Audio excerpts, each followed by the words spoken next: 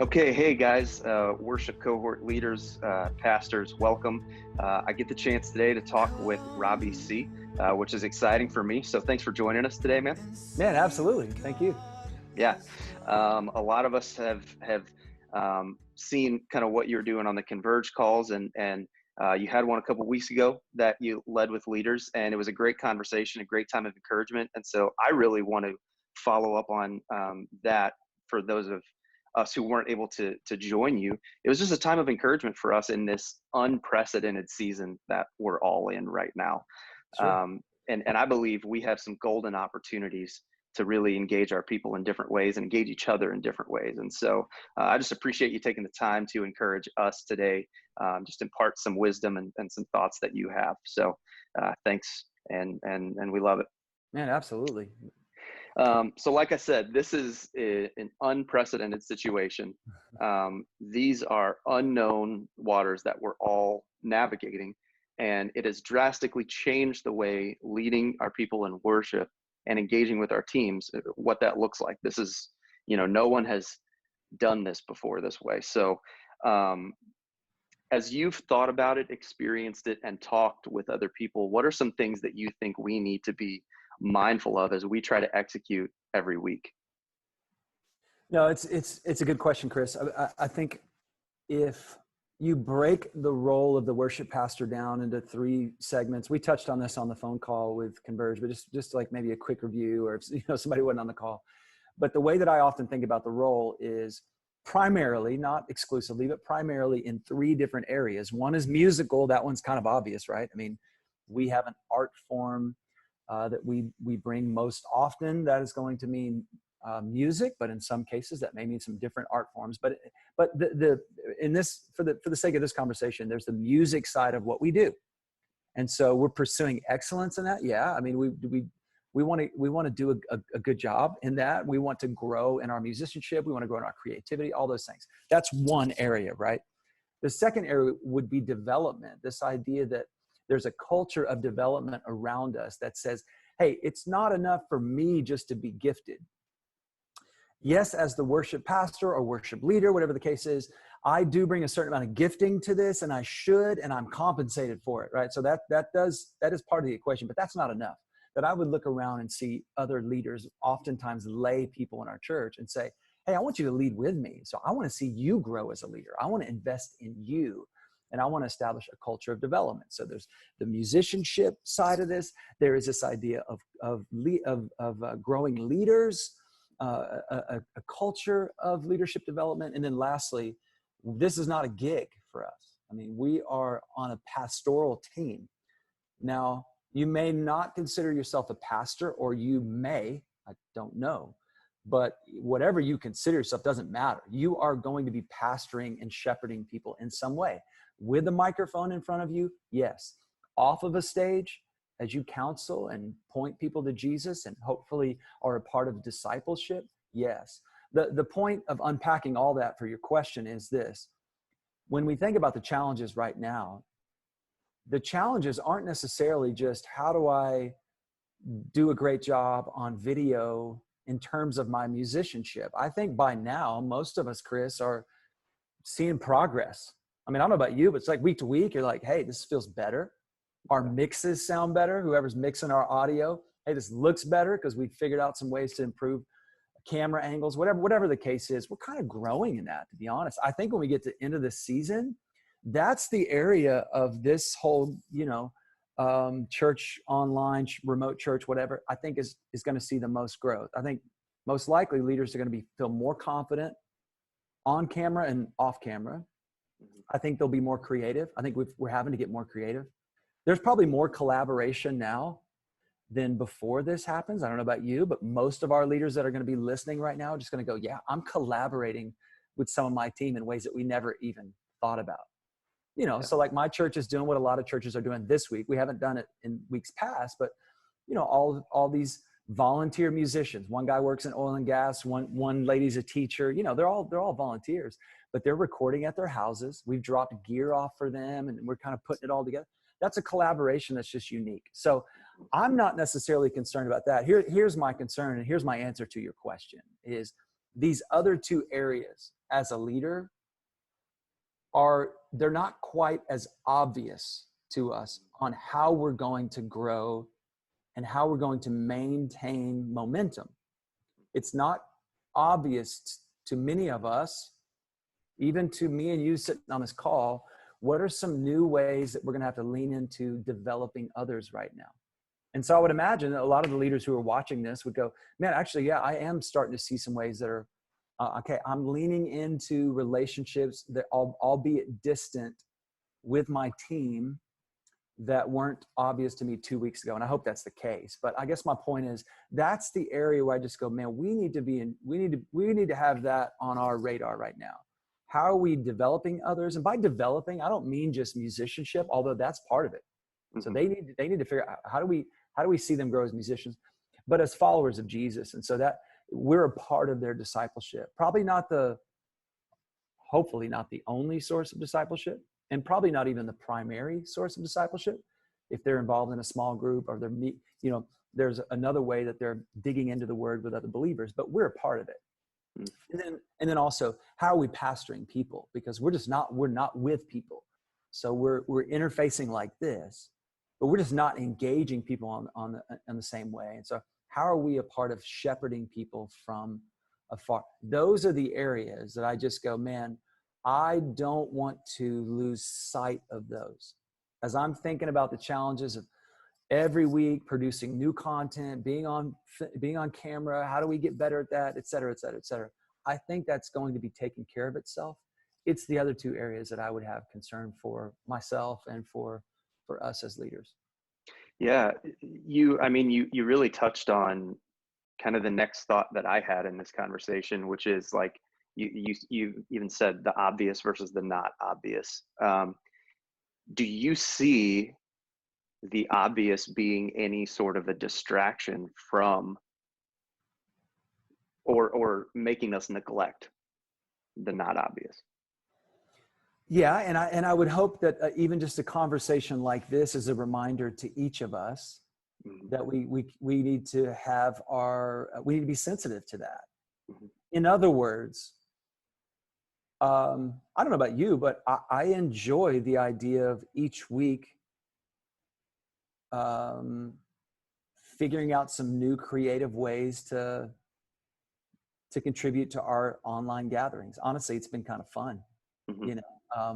I don't know that. So I guess when you say obvious, to me, those are some of the things you just go, man, most of us are going to lean into that. Mm-hmm.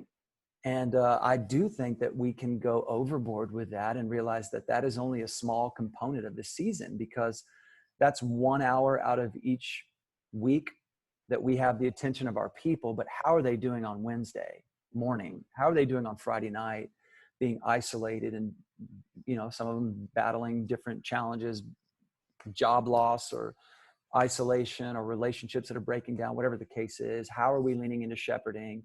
And then how are we, when we get back to normal, whatever that is, when we get back to normal and our teams come back together in person, are we going to be at a deficit? Mm. Is there going to be some surplus in terms of leadership development? I think that's the question we got to start asking as we start getting closer to the summer. Are we going to be at a major deficit because it was like timeout on any kind of developing of team? We'll just figure that out when we get back together. Or, man, I was able to, and forgive me for using the word because it's overused right now, but just pivot. Mm-hmm. I was able to pivot in the way that I'm investing in my team. Those things are not as obvious to us. It's just not, we haven't had to think through some of these challenges in this way. And so, yeah, I hope so. I hope that we're not distracted. Mm-hmm. The things that are obvious to us in terms of our creativity and what we're contributing to Sunday mornings, in most cases, and that we're able to lean into these other two main areas. And by the way, I know that doesn't encompass the entire conversation, but I'm just trying to give us a framework here of most of our responsibilities as a worship pastor are going to fall under those three umbrellas, which is why I point us to those three areas. Yeah. So it sounds like the development of team, training of leaders, that pouring into that relationship is something that you would say we need to not only be mindful of right now, but continue to push on, pursue, and be mindful of as we try to make plans and transition back into gatherings in the coming couple of months, it sounds like, with them saying governors are going to be able to dictate which states slowly reopen. What do we, suggest, all that stuff. I know these conversations have started with our staff and started with a lot of our leaders in the cohort and their staffs. Are there trends that you've seen happen or things that you've seen come up during this period that you would love to see continue when we start gathering back together? Yeah, I think I'm following your question there, and it's I don't know, man. It's hard. It's hard for me. Maybe I don't know if it's easier for some of the leaders watching. It's just hard to tell what actually is going to produce fruit in the next season, and what trends, if you will, are going to actually be helpful to us. I don't know, which is why I just maybe just beat the drum even louder, just to say, okay, God, how am I encouraging members of our team? Number one, I want to make sure they just are they connected. Number two, how can I contribute to their growth as a musician and as a follower of Jesus? Now, I had a plan when we were all getting together every week, but how does that plan need to adapt right now so that when we get back together, we're not at a loss. We've actually seen a gain in this area. And so I don't know if there's trends that I just go, man, I'm like, oh, we got to keep this going. I think more than anything, it's just a matter of how especially in the next month, I think, because I'm not even sure, no matter what governor says, do this or do that, I just don't know in the next month that any of us are getting back together in a normal gathering. So in the next month, what kind of leader can I be outside of that hour Sunday morning gathering? And that's what I just am getting fired up about, because I actually think, man, and again, I know your question was what trends are going to be helpful. And sure. I'm not great at that. I just think, man, we might get on the other side of that and actually feel like we saw momentum, because right now we're able to pivot and say, these are some tangible areas I can really lean into my team. They feel connected. They're growing in their musicianship and they're growing as a follower of Jesus. So when things actually return to some sense of normalcy, in other words, we're playing and sharing music together to the glory of God in person, our team is flourishing and not playing catch up. Those are the conversations I get excited about. Yeah. And I love that you broke down those three areas kind of in each of these questions, because for me, those aren't always in the grind of every week, every day, thinking about gatherings, whether it be now online or in person. Those aren't always active thoughts in my head. And for me, those are very centering. Those are very grounding. When I think about those things, it helps me focus on what my daily goals need to be and what my daily focus needs to be and what I have to be, not just carving out time for in my schedule, but building my schedule around. And I think those are two different things, because, you talk about mentoring people or training leaders or pouring into a couple people on your team and really, building them up. Or maybe it's interns, maybe someone has a couple interns underneath them. Sure. My schedule doesn't need to always be dictated around every meeting that I have to be a part of. It has to be dictated around the things that matter most. That's right. And so I feel like you've touched on a lot of that, even just in these questions regarding this craziness that we're dealing with right now, because again, those are just very foundational. And I think in them being foundational or whatever, we lose sight of them easier because we get focused on, oh, I got to get the tracks ready for this weekend, or I got to do this. And I don't think any of the extra things are bad. I just think they take away from things that we can't be taken away from. I totally agree. I'll just say one more thing on this, Chris, because I think this is important for us to just be reminded of. When I say that we've got these three areas of focus for this role, I believe it.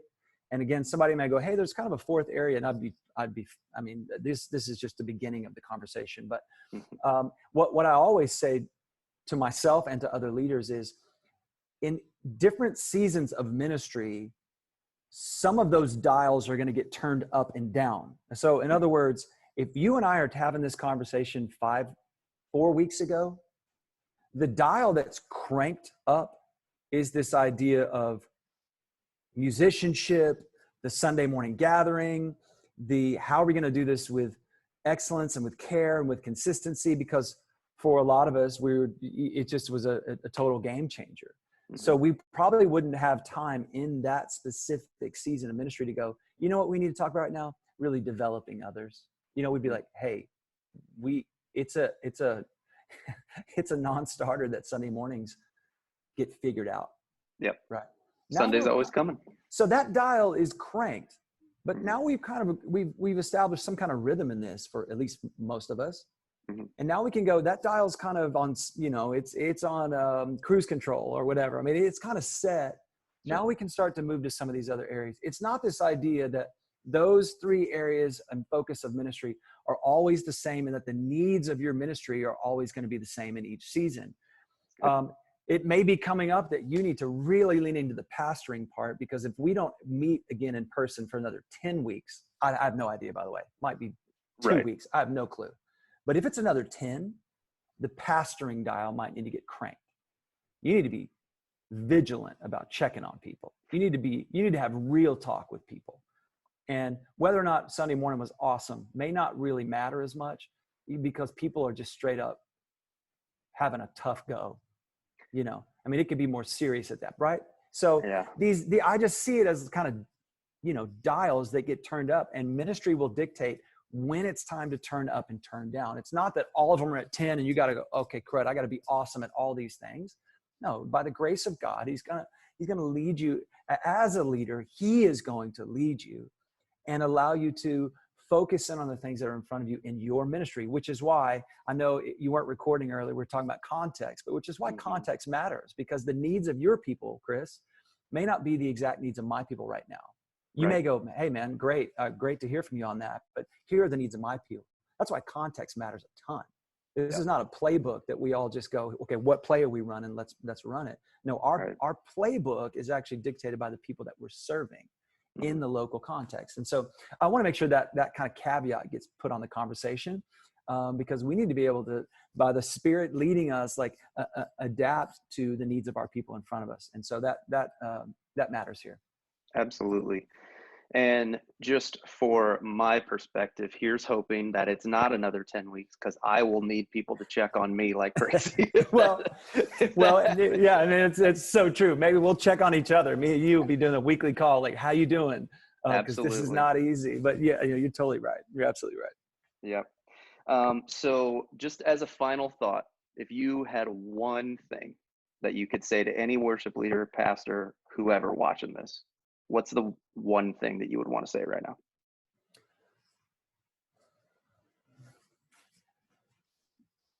It's a great question. I think I would just take the worship pastor hat off for a second. And just as brothers in Christ, just say, let this be a season where you look back and your marriage is stronger for those of you who are married. If you're not married, that as a man, I don't want to assume that everybody's a man on this call. So as a man or a single man or a single woman, that you leaned into the companionship of the Lord, and in your marriage, you do the same thing. And then what happens in your home then is fuel in the tank as a leader. I think sometimes what we can do in times of, this isn't, it is a crisis. So, but sometimes in crisis, or at least situations that are abnormal, I can get really excited and start sprinting and get way ahead of myself and realize that God didn't really ask me to be a sprinter, and I'm not that fast. Sure. to just belabor the analogy there. But what I think God's really calling me to be is faithful husband and father to my children. And what is happening in my home right now needs to be fuel in my tank as a leader. And so that when it's time to record Sunday morning, gathering, and when it's time to pour into leaders on my team, and when it's time to pastor and shepherd people, I'm actually able to do that from a sincere place. And so none of this stuff matters. None of these conversations are worth anything If I'm not a genuine follower of Jesus, if my wife couldn't get on this call with me right now and say he is doing his best, he means it because he's pursuing the Lord, he's leading me to do the same. None of this stuff has any kind of lasting value. Yeah. We're not leading anybody anywhere if we're not being led by the Spirit in our own homes. And I just say that very humbly because I do have 5 kids, 4 in the house. I got 4 kids under my roof right now. I got a wife of 22 years, and just nothing is more important than that right now. Now, out of that, God is going to hopefully just birth leadership in our churches, faithful men and women who are serving as an overflow of their personal worship and obedience under their own roofs. But man, that just has to matter more than all these other conversations. I geek out about leadership conversations. I love it. I know you do too, which is why you gather these leaders and say, let's talk about this, dig into this. It's a good thing. It's a good thing. And I need it. But I don't need it more than my personal sanctification in the word and with my bride. And then leading my kids in that. So I just on a personal note, I would just say, man, let's dig in. Let's follow Jesus. And then out of an overflow, let's lead our churches. That's good. Good things, not ultimate things, right? 100%. Yeah, 100%. I'm with you. So just to finish up real quick, a couple fun rapid fire questions for you. Are you binge watching anything? And if so, what? What's funny is we're not big TV people. So I would say no. But I am just loving I have a 14-year-old basketball player in my house, and he wants to play in college. And I'm like, dude, go for it. He's a big, tall kid, and he's a good player.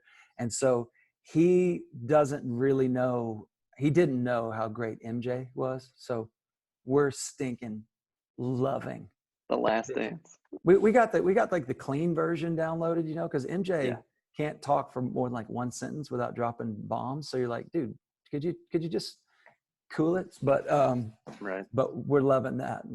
And actually, I mean, in all seriousness, there's like a ton of life lessons in that. He was a killer on the court. He's kind of a lousy dude off the court. So to talk to my 14-year-old about, okay, how do you balance these things? I mean, it's kind of a real thing, but we're loving that for sure. Yeah. I watched it last night. It's phenomenal. Yeah. What music have you been listening to that has encouraged you or that you've loved the most during this quarantine season? Yeah. It's funny, man. I know this is, maybe there's some leaders that can relate to this, but music's such a huge part of my life that I don't listen to a ton of music when I'm for leisure. I just don't. I tend to listen to podcasts, and I love like spiritual podcasts. And then I love like totally not spiritual, like true crime, all that kind of stuff. So like I go for like a 45-minute bike ride now, every night. So I'm typically listening to like, Monster DC Sniper, instead of like an album. Nice. And then, but a cheap plug is in my house. My wife is cranking an album that I was a part of. So kind of cheap promotion. I'm sorry to do this, but the Worship Initiative is an amazing Shane and Shane's, and it's got to sing some songs on their latest record. And we truly tend to fast forward the songs that I sang because my kids are like, I don't need to hear Dad. But we are loving the songs on there. Dinah Wright and the Shanes, of course, and some others just killing these songs. So Volume 20 Worship Initiative, we love that. Yeah, I'm a subscriber. I love awesome. their stuff that they're putting out. Yeah, it's awesome. Last one. I know that you released the live version of Psalm 66 a couple weeks ago. Are you currently working on anything that's coming up that we can look forward to? Yeah, it's kind of a fun time because, content, there's no rules on content right now. So it's like release whatever you got. And so for us, we're going to release hopefully a single in the next 6 weeks is our hope. And that would be tied to a full record in the fall. And so I don't know how that exactly is going to play out, but that's the idea. And then also in kind of partnership with that would be maybe a 5-song EP of just me and my voice, maybe a little piano on some hymns and some spirituals that maybe we wouldn't put on a full band record. Sure. And would sound a little more acoustic. And so that's been fun. And then we got some more video content that we're about to release that's got audio, good, high quality audio. So it's kind of fun, man, to be honest. Nice. but we're singing some new songs. I think the song, there's a song called Hallelujah, Christ Will Come Again. I've never been more excited about a song that I've been a part of, not because I think it's just awesome, just because I think it communicates the truths of the gospel that we need to be singing. And I wrote with a friend. And so we've been singing that at my church, and I sang it at Linger, which is Shane's conference. They're going to release all the live footage of my session. And so, I don't know, it's fun. I think everybody who's watching this probably would agree. It's a fun time because you can kind of go, okay, here's a content strategy that maybe wouldn't have worked 5 years ago that totally works now. So excited about all that. Well, that's awesome, man. I really appreciate your time. I appreciate you sharing and jumping on here and just imparting some wisdom, some encouragement, some advice, and love what you're doing. And just thanks again. Man, Chris, thank you for having me. Bless you, man. Appreciate what you're doing. All right. Have a good one. Talk soon.